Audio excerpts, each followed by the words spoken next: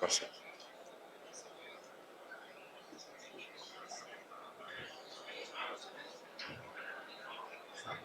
Por gentileza, pedimos a todos que tomem seus assentos.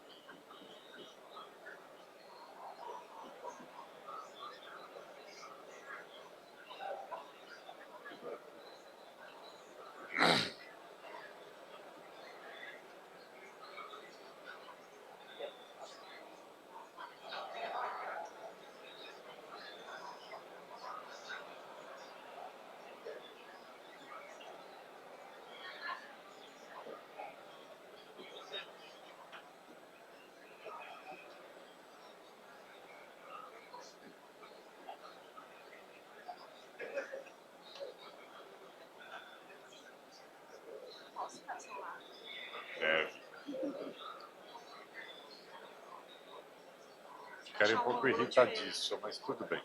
Ah, tem uns ângulos que são muito bacanas.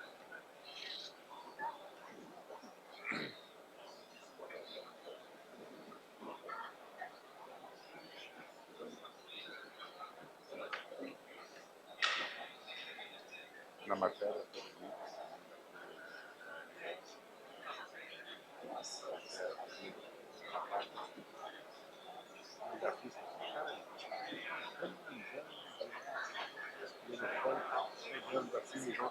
Uma dessa eu vou te mostrar. Muito louco. Mas muito bem feito, cara. Aqui, lá embaixo. Tá no Facebook. Você é a minha amiguinha no Facebook. Eu te mostro. Mas tem lá. Olha, se não tiver tempo, porque agora com certeza não vai te mostrar nem nada. Nem que você tá pensando alguma coisa, eu mostro.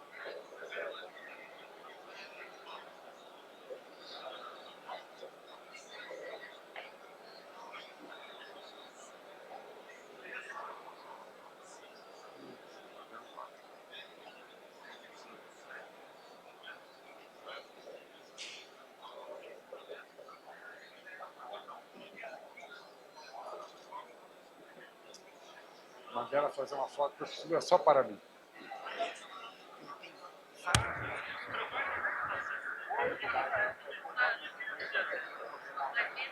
Podia me falar que ela já terminou até aqui, não. Só me dá um sinalzinho que eu... Senhoras, senhores, por gentileza, para que demos início à cerimônia, pedimos que tomem seus assentos.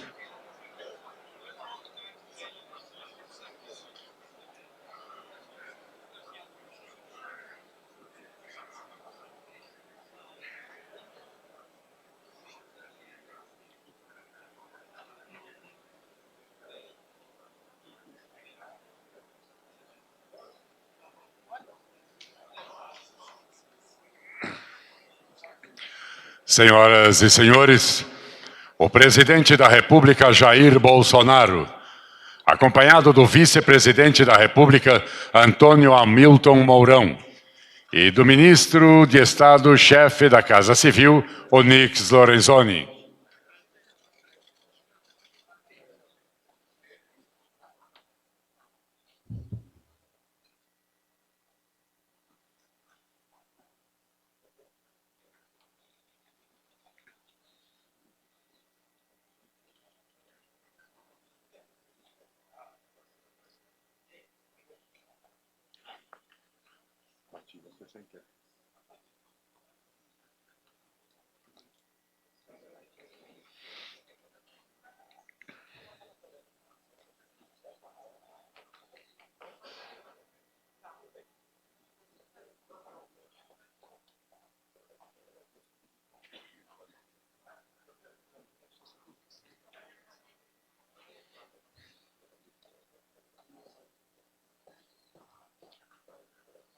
Dando início a esta cerimônia, ouviremos o hino nacional.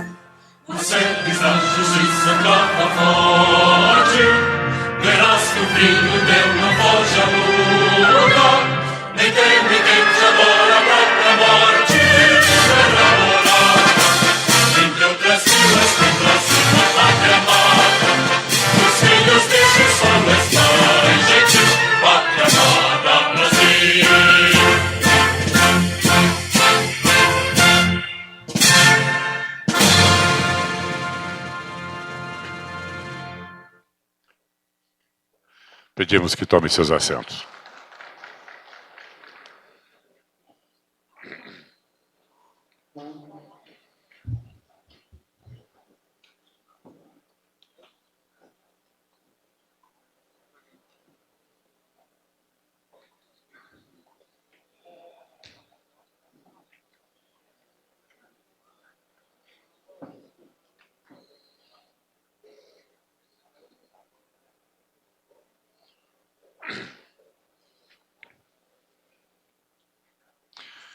Ouviremos agora as palavras do vice-presidente da República, Antônio Hamilton Martins Mourão.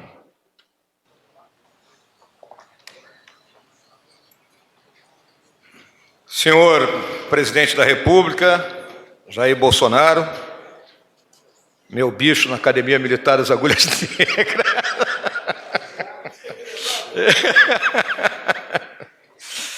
Senhoras e senhores ministros, integrantes do Conselho da Amazônia, bem como os demais ministros de Estado aqui presentes.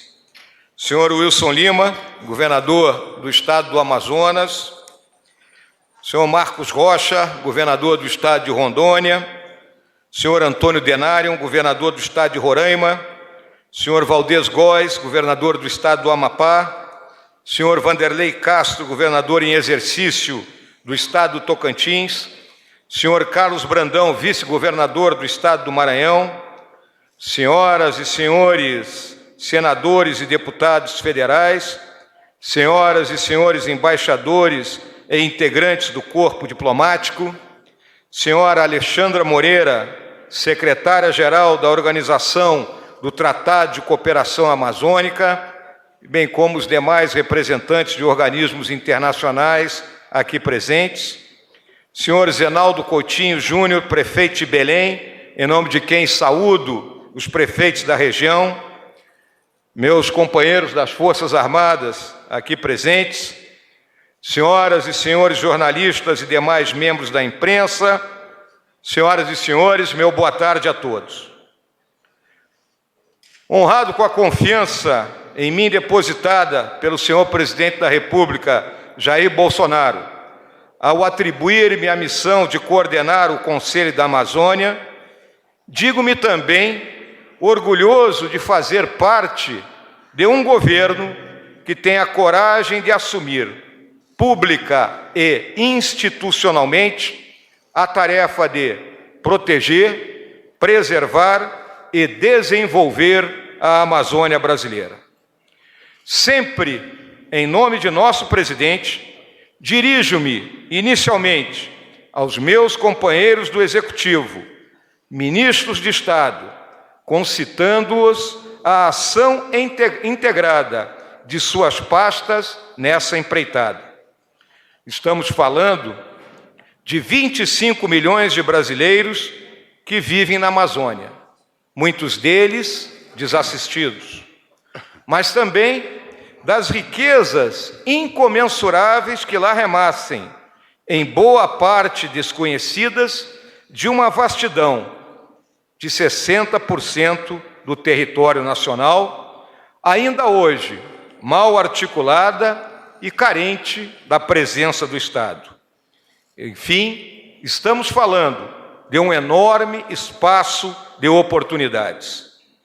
É do que se trata o Conselho da Amazônia, de uma oportunidade que não podemos deixar passar, de fazer história, reiterando o compromisso deste governo com as futuras gerações, ao estabelecer as bases de uma verdadeira política de Estado para a região.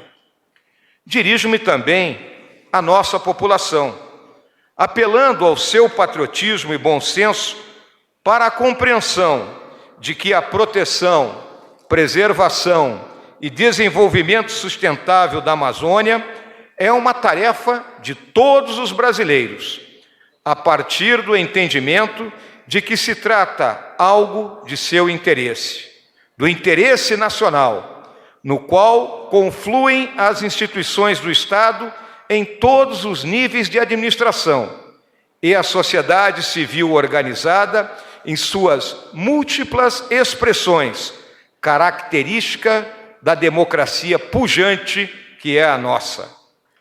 Precisamos e queremos ouvir estados, municípios, academia, empresariado e entidades dedicadas ao bem comum em nossa sociedade. Concluo dirigindo-me ao senhor presidente Bolsonaro, agradecendo pela honrosa missão recebida, a qual dedicarei os melhores esforços meus e de minha equipe.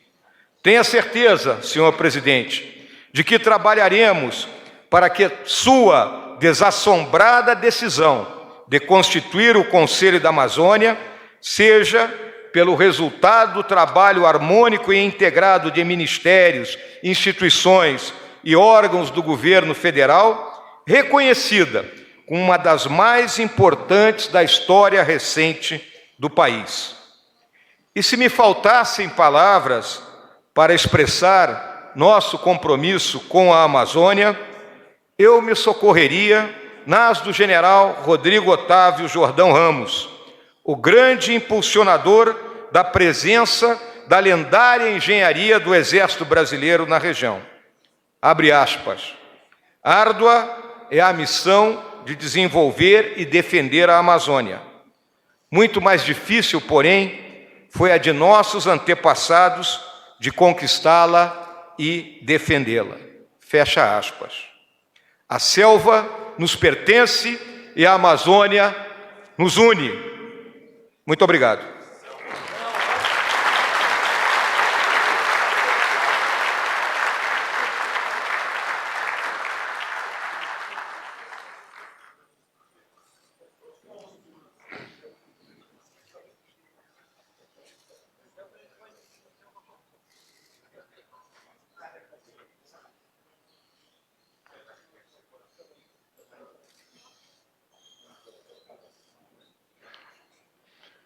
Neste momento, convidamos o presidente da República, Jair Bolsonaro, a assinar o decreto que transfere o Conselho Nacional da Amazônia Legal para a vice-presidência da República.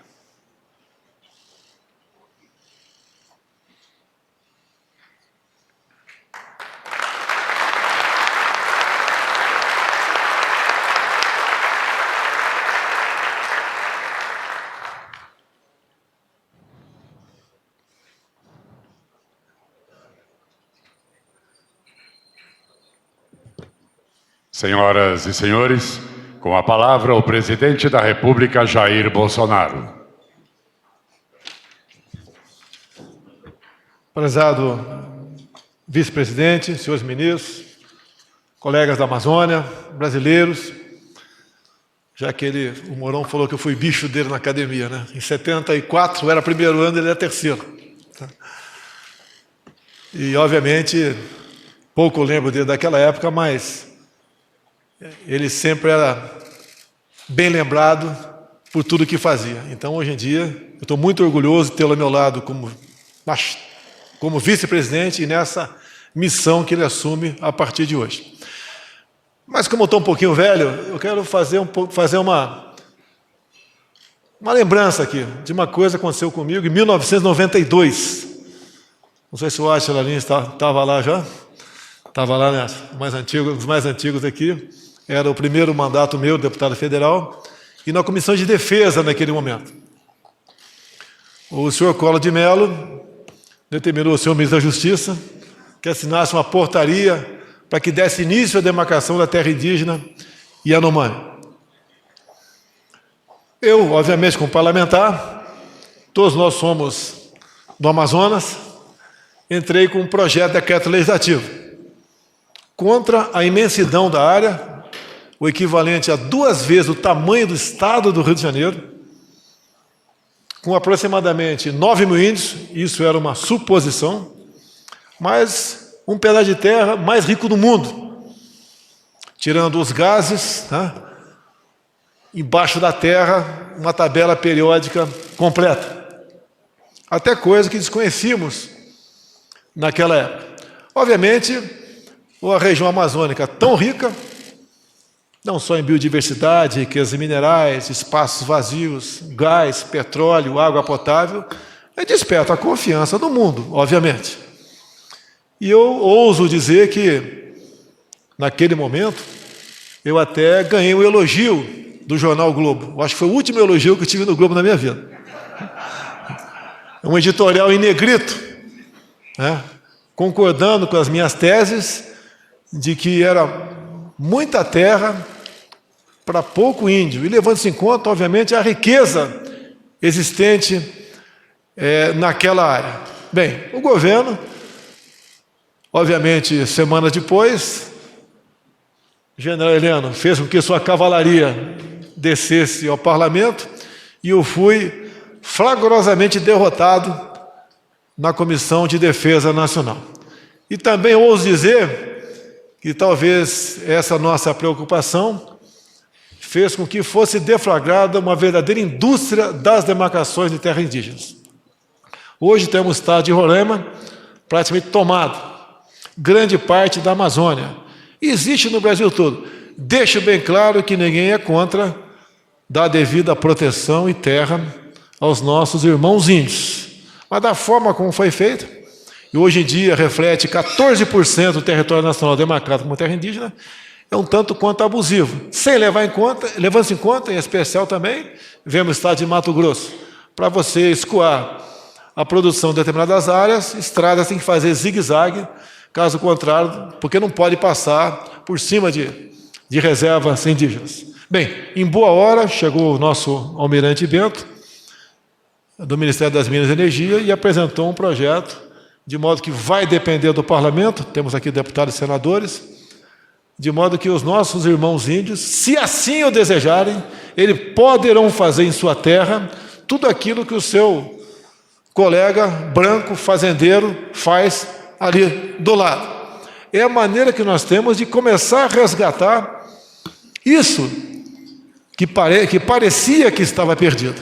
Então, este conselho criado nessa data, onde temos o general Mourão como presidente, cuja composição de equipe não implica em qualquer ônus para nós, porque ele vai usar a própria estrutura da vice-presidência para levar avante, então, propostas as mais variadas possíveis para preservar e desenvolver a nossa região amazônica. Creio eu que é uma boa decisão, que nasceu num encontro onde ativamente participou o nosso ministro Ricardo Salles. Mas é um projeto de governo. E assim sendo, eu tenho muita esperança que possamos dar a devida resposta àqueles que nos criticam. O ano passado, um chefe de Estado da Europa ousou dizer que a soberania sobre a Amazônia não era nossa, era relativa. E outras autoridades falaram coisas semelhantes no passado. Nós temos, então, que nos preparar, temos a capacidade de se antecipar a problemas e realmente implementar políticas que passem a cada vez mais dizer que a Amazônia realmente é nossa. E nós queremos que ela seja preservada, mas que também os seus bens não fiquem lá simplesmente escondidos para sempre. Queremos a Amazônia cada vez mais brasileira. A Amazônia realmente nos pertence, general Mourão. Nos pertence, colegas da bancada amazônica.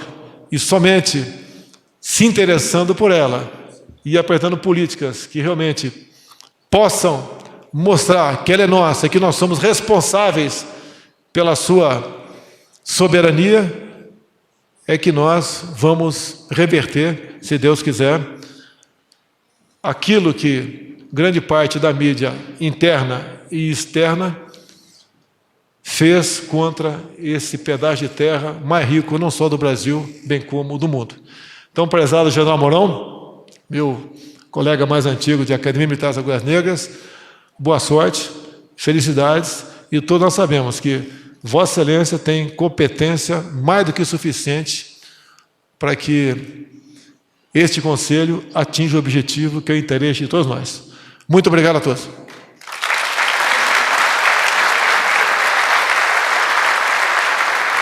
Olha, eu sei que ninguém fala depois do presidente, mas eu já pedi...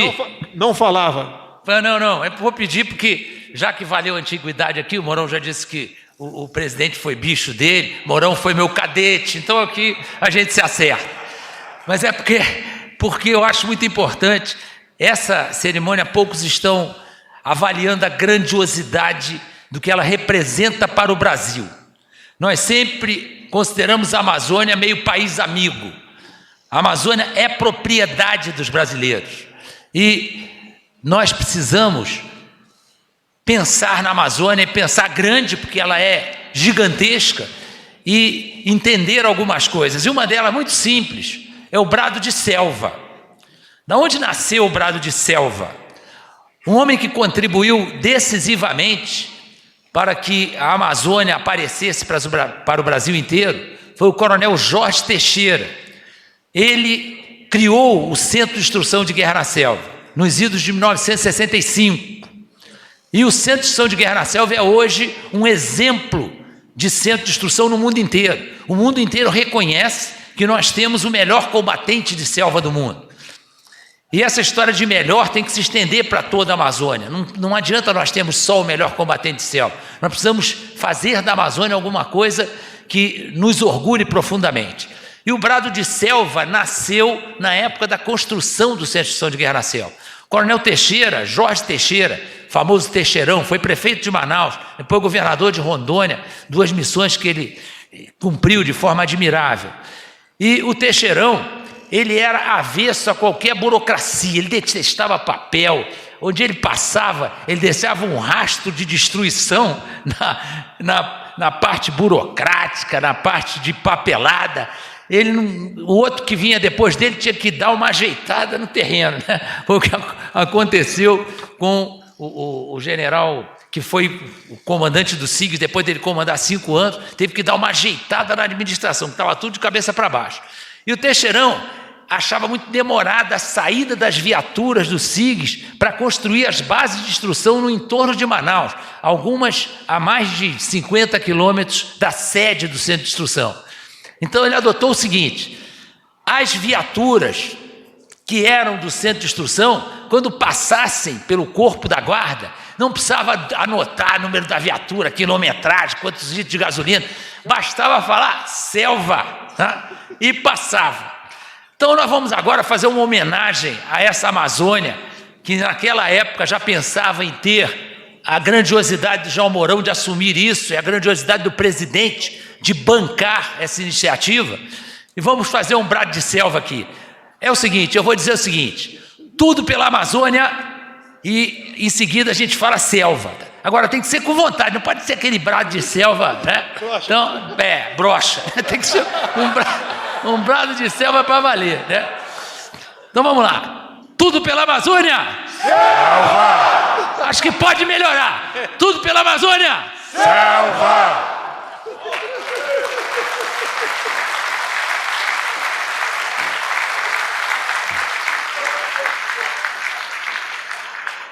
Então está encerrada esta cerimônia. Selva. Bem, boa tarde aí, pessoal. Estou em condições aí de responder algumas perguntas de vocês, naquilo que a gente já tem condições de passar algumas ideias. Será realizada, a partir desse momento, a entrevista coletiva do vice-presidente, com a imprensa credenciada junto ao Palácio do Planalto, para a qual estão inscritos 4 profissionais. Uma pergunta por profissional, sem réplicas, para atendermos a todos no tempo previsto. Começando com a jornalista Thalita Fernandes, do jornal A Folha de São Paulo. Microfone, por favor. Está desaparecida, Thalita, foi capturada. Próximo. Próxima, segue-se a jornalista Délis Ortiz Redes, da Rede Globo. Por favor, Délis.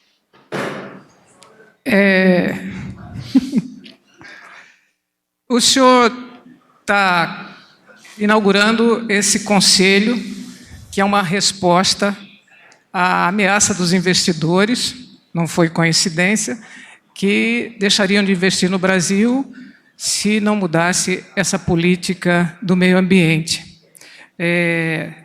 Foi por causa da política ambiental que se criou o Conselho, e eu já pergunto, quais são as medidas para este e para os outros problemas deste ano? Eu aponto, em primeiro lugar, os números do DETER/INPE. Obrigado, Délis. Vamos colocar o seguinte: o Conselho da Amazônia ele está muito além da mera questão do meio ambiente, né? Nós temos 3 ações gerais, né? A ação de proteção, que é uma ação que está muito ligada ao Ministério da Justiça, ao Ministério da Defesa, ao Ministério de Relações Exteriores, né? As próprias polícias militares, né, dos diferentes estados que integram a Amazônia Legal. Aí temos a ação de preservação. E aí na preservação nós temos um papel preponderante do Ministério do Meio Ambiente, mas também do Ministério da Agricultura, né, do Ministério da Infraestrutura, do Ministério do Desenvolvimento Regional. Eu estou citando tudo isso, né, para que vocês entendam que é multidisciplinar, é um tema transversal. E aí temos a questão do desenvolvimento, que abrange o governo como um todo.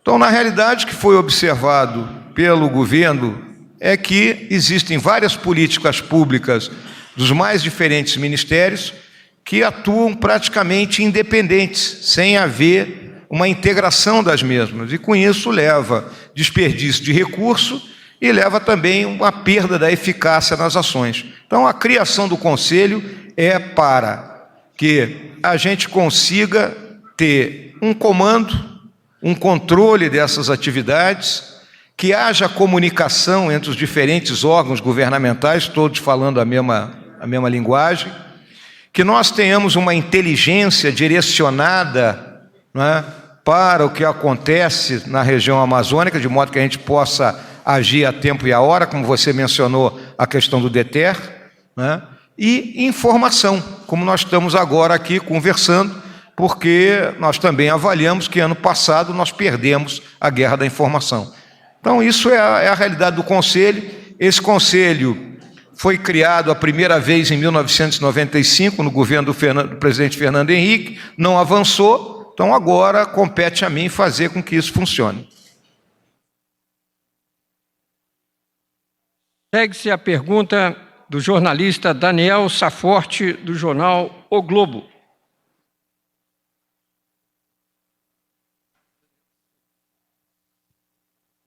Boa tarde, presidente. Tudo bem? Tudo bom, Daniel? Eu queria, continuando um pouco a pergunta da Adélis, ano passado a gente teve um aumento muito grande no número de queimadas, de acordo com os números do próprio governo. Queria saber o que o Conselho vai fazer em relação a isso, e se foi uma questão só de informação, que o senhor disse agora que o governo perdeu a guerra da informação, mas se foi só uma questão de informação ou se faltou medidas concretas para conter as queimadas e os desmatamentos. Na realidade, se a gente for discutir os números, né, os números do ano passado, eles ficaram abaixo da média histórica, né? A média histórica ela teve seu pico ali na primeira década, né, desse nosso século. A partir daí houve uma intensificação das ações de fiscalização, né, e de repressão, vamos colocar assim. Isso durou até 2013, e aí quando o país começa a entrar em crise, o que acontece? Diminui os recursos. Essas operações são operações custosas, porque envolve deslocamento de pessoas para grande distância, para áreas isoladas, então elas custam, né, um pouco mais do que uma mera operação quando realizada, né, em área urbana ou em áreas onde o acesso é mais simples. Aí tivemos um período, digamos assim, mais ou menos contido, e entrou numa escalada, né, a partir do ano de 2018, atingindo um pico ano passado, né. Existe, né, o desmatamento legal e o desmatamento ilegal. Dentro da nossa legislação ambiental, qualquer propriedade na Amazônia, 20% você pode explorar, 80% você tem que preservar.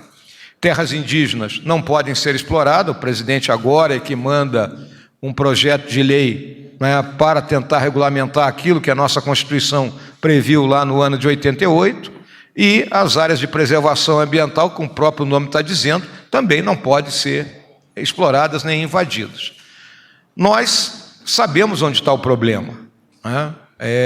A análise das imagens de satélite, seja das fornecidas pelo INPE, seja do trabalho que é feito pelo Centro de Controle do Sistema de Proteção da Amazônia, o CENSIPAM, fornecem as áreas onde há problema. Então, nós vamos nos dedicar de imediato nessa questão da preservação, com uma primeira medida, buscando, né, nos antecipar ao problema e evitar, não é, que ocorram desmatamentos e queimadas além daquilo que está previsto legalmente.